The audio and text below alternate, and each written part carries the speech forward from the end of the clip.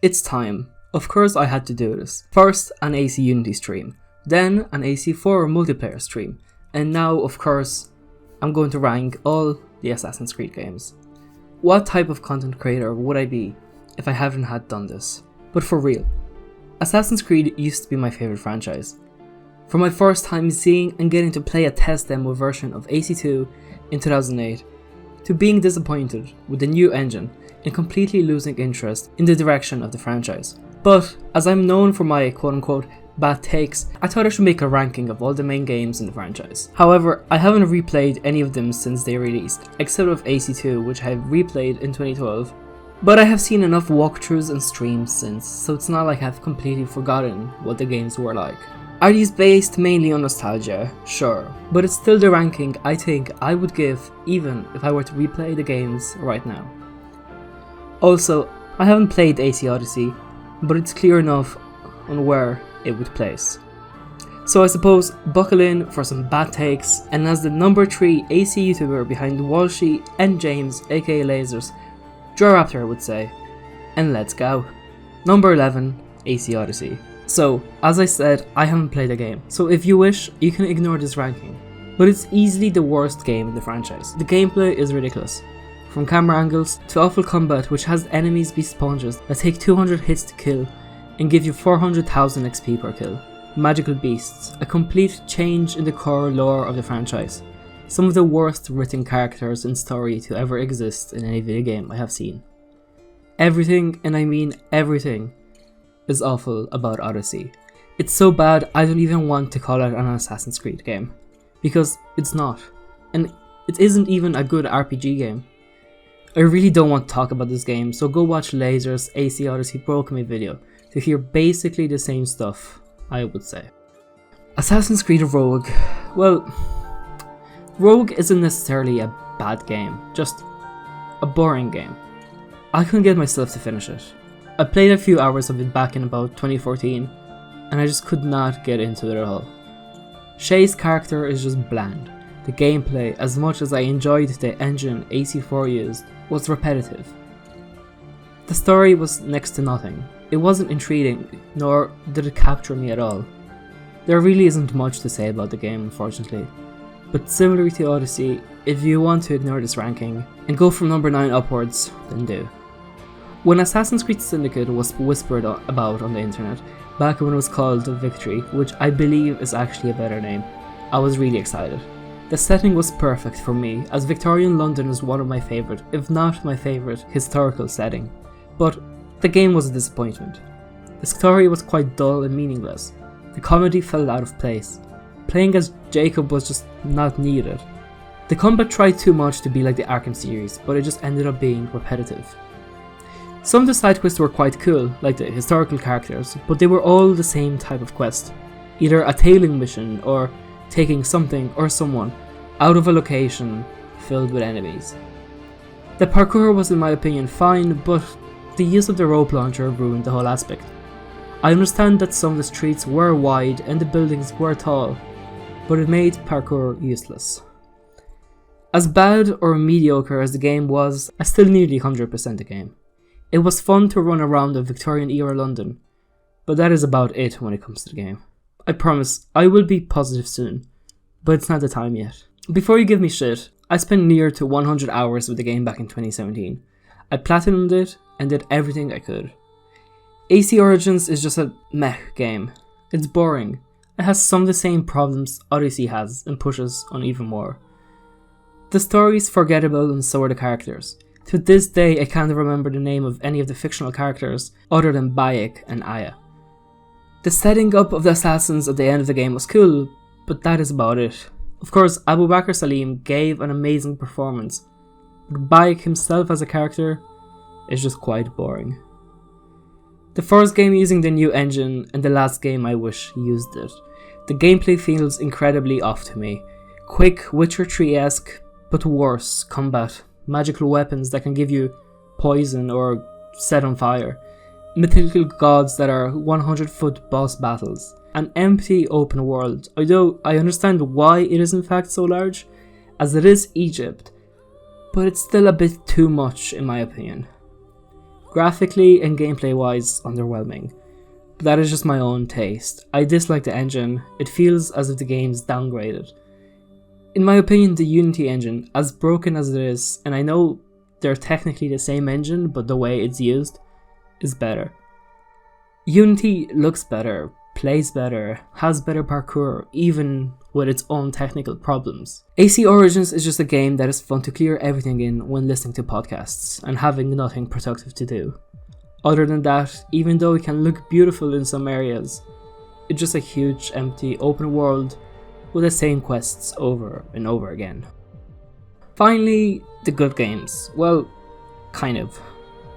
Why isn't this higher up in the table? You might already be writing in the comments or later on Discord talking about my bad takes. Well, I never really enjoyed the first game that much.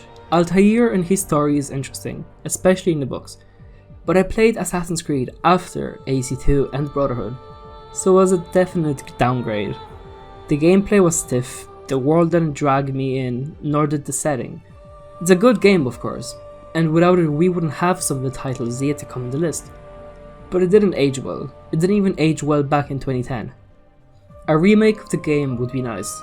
It could still be open world like the original game, not this RPG style open world, but with improved gameplay mechanics and of course visuals. Then maybe it would rank higher. I know the game is a meme, and especially Connor, but this is an overall ranking of the games as a whole, not of the characters. Starting the game off as hate him was an iconic move. Getting a bit of his side of the story, his perspective on what is happening. The setting was brilliant. Although revolutionary America itself isn't that interesting, the locations were. I remember when the E3 demo was first shown in 2012, and how often I watched it. I love that you could run around in snow and forests and climb trees and have a bow and cinematically beautiful kills with a tomahawk. And even if the game itself didn't deliver as much as I would like it to, I still had fun in the game. I had fun doing the side quests for the homestead.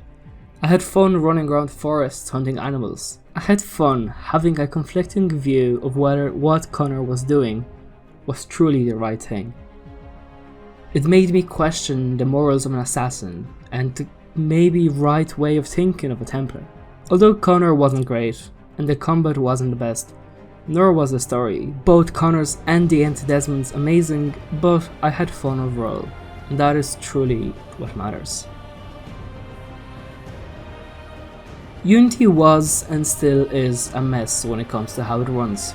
You can see it in a stream I did with some friends a few weeks back. But it was good. The story focused again on assassins. It was set in one main location, and the location was beautiful. Having a huge version of Paris to explore was brilliant. The combat and parkour could have used a bit more polish for another year to make the game truly great, but it did of course lack in those aspects. Arno as a character was enjoyable. He was a bit reckless, but we saw his growth, especially after Dead Kings. I loved the engine used in the Unity, and I enjoyed the flashback sequences when we went to World War II, Golden Era and medieval Paris. I just wish the game had some more time to cook in the oven, and for there to be a continuation to Arno's story, where he maybe was the one who went to England, or even better, Berlin or Amsterdam. AC Unity was a game that could have been great, but it was only good. Revelations is only so high up for me because of Ezio and his story. I didn't really enjoy the setting or some of the new gameplay mechanics that were added, such as the dent defense or the various types of bombs, but having a conclusion to Ezio's stories and Altair's was emotional. To this day I remember the tears I had in my eyes at the end when Ezio reaches the library and see Altair's skeleton sitting there all these centuries later. Even though the modern day wasn't good and the multiplayer was the weakest out of the games that had it, Revelations will forever hold a special spot in my heart. And so will the reveal trailer. Man, I just love Ezio. For some people, the best game in the franchise, and I often could not decide between this and Assassin's Creed 2. But AC2 has that special something, as I often talk about in my videos. Of course, Brotherhood is brilliant. I still remember opening this on Christmas Eve and making my PSN account for the first time playing a PS3 game online. But I will also never forget the memories I had with the story and Rome itself.